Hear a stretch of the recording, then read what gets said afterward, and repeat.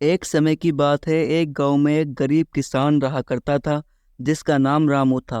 वह बेचारा था तो बहुत ज्यादा ईमानदार, लेकिन वह बहुत ज्यादा कर्ज में डूबा हुआ था और साथ ही उसकी पत्नी सविता भी रहा करती थी। एक दिन रामू अपनी भैंस को नहलाने के लिए नदी के किनारे ले जा रहा होता है। तभी अचानक सामने से एक सांप आता है। सांप को देखकर भैंस वहीं रुक जाती है। अरे अरे, ये क्या? ये सामने से तो सांप आ रहा है, ये तो मेरी भैंस को काट लेगा। अरे अरे, कोई बचाओ मेरी भैंस को, ये सांप मेरी भैंस को काट लेगा। हट जा बसंती, भाग जा यहाँ से, जल्दी भाग, ये सांप तुझे काट लेगा। बेचारा रामू खूब चीखता चिल्लाता है, लेकिन कोई वहां मदद को नहीं आता और भैंस भी वहां से नहीं हटती। फिर वो सांप उस भैंस को काट लेता है और बेचारी भैंस वहीं मर जाती है। हे ऊपर वाले, ये क्या हो गया? अब मेरे घर का खाना खर्चा कैसे चलेगा? एक यही तो साधन था जिससे मेरा खाना खर्चा चल रहा था। अब मेरा क्या होगा? मुझे सारी बात अपनी बीवी को बतानी चाहिए। अरे सविता और सविता, जल्दी बाहर आओ, सविता बाहर आओ जल्दी से। अरे क्या बात है जी, आप तो बड़ा कदर कर रहे हो। और आप तो अपनी भैंस नहलाने के लिए गए थे ना, तो क्या हुआ? आपका मुंह क्यों लटका हुआ है? बताइए मुझे, क्या बात है?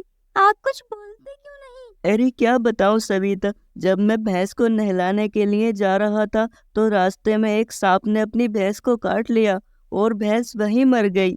हमारे पास हमारे खाने खर्चे का इकलौता साधन था। अब हम खाना खर्चा कहाँ से करेंगे और अब सेठ के पैसे कैसे वापस जाएंगे? हमारे पास तो और कोई साधन भी नहीं है। हाँ जी, अब क्या होगा हमारा? अब हमारा घर कैसे चलेगा? और सेठ जी के पैसे कैसे जाएंगे?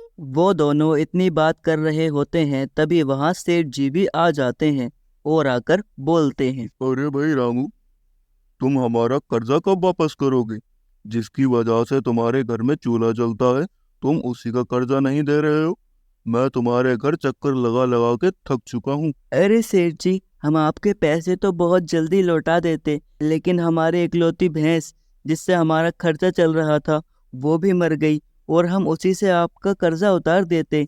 अब तो हमारे पास वो भी नहीं है। अब हम आपके इतने सारे पैसे कैसे देंगे? अरे ये तुम्हारी परेशानी है, इसमें मैं क्या कर सकता हूँ? मुझे मेरा कर्जा का पैसा चाहिए, ब्याज समेत। चाहे घर बेचो या जमीन बेचो, मुझे मेरा हर हाल में पैसा चाहिए। और इस बार तो मैं जा रहा हूँ, अगली बार आऊंगा तो खाली हाथ नहीं जाऊंगा, ये ध्यान रखना। फिर वो बेचारा पैसों के चक्कर में घर से बाहर कोई काम ढूंढने के लिए निकल जाता है। काफी काम ढूंढने के बाद उसे काम नहीं मिलता। फिर वो बेचारा थक हार कर अपने खेत के पास आकर बैठ जाता है और बोलता है, हे ऊपर वाले, मेरी तो इकलौती भैंस भी मर गई और अब मैं सेठ जी के पैसे कैसे चुकाऊंगा? नहीं तो मुझे अपना घर बेचना पड़ेगा, और अगर घर बेच दूंगा तो मैं रहूंगा कहाँ? हे ऊपर वाले, अब तुम्हें ही कुछ करना होगा। वो इतना बोल ही रहा होता है कि तभी उसके सामने एक चमचमाती हुई चीज दिखाई देती है। वह उसे देखकर बोलता है, अरे ये क्या है? ये तो बहुत ज्यादा चमक रहा है। ऐसी चीज तो मैंने आज से पहले कभी देखी भी नहीं, और ये मेरे खेत में है। चलो घर चलकर सविता को दिखाता हूँ। अरे क्या हुआ जी? आप तो काम की तलाश में गए थे ना, इतनी जल्दी कैसे लौट आए? क्या पैसों का जुगाड़ हो गया? और ये आपके हाथ में क्या है? ये तो कुछ सोने की चीज लग रही है। हाँ सविता, जब मैं काम मांगने गया तो मुझे कहीं काम नहीं मिला। फिर मैं अपने खेत पर आकर बैठ गया और मुझे वही एक ये चमकती हुई चीज मिली, लेकिन ये तो सोने की लग रही है, और अगर हम इसे बेच देंगे तो हमारे सारे दुख दर्द दूर हो जाएंगे। हम बहुत अमीर हो जाएंगे इसे बेचकर। हाँ जी, आप सही कह रहे हो, हम इसे बेच देंगे। लेकिन पहले आप इसे साफ तो कर लीजिए, ये इतना गंदा हो रहा है, ऐसे तो कोई इसे खरीदेगा भी नहीं। अरे ठीक है, लो मैं इसे अभी साफ कर देता हूँ। वो उसे जैसे ही घिसता है तो उसमें से एक जादुई जिन निकलता है और वह बोलता है, हुकुम मेरे आका, मुझे हुकुम दो आका, मैं आपके लिए क्या कर सकता हूँ? अरे जिन जी, मैं एक बहुत गरीब किसान हूँ और मेरे ऊपर बहुत ज्यादा कर्जा भी है, और जो मेरी एक भैंस थी वो भी मर चुकी है। अब सेठ मेरे घर हर बार चक्कर लगाता है पैसों के लिए। अब कैसे वो मेरा घर छीन लेगा?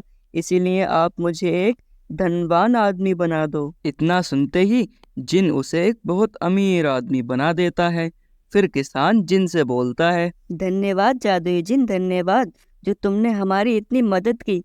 हम तुम्हारा ये एहसान जिंदगी भर नहीं भूलेंगे और अब हम सब कर्जा भी उतार देंगे। शुक्रिया जादुई जिन, शुक्रिया। इसके बाद किसान सेठ का कर्जा भी उतार देता है और फिर वो दोनों हंसी खुशी रहने लगते हैं।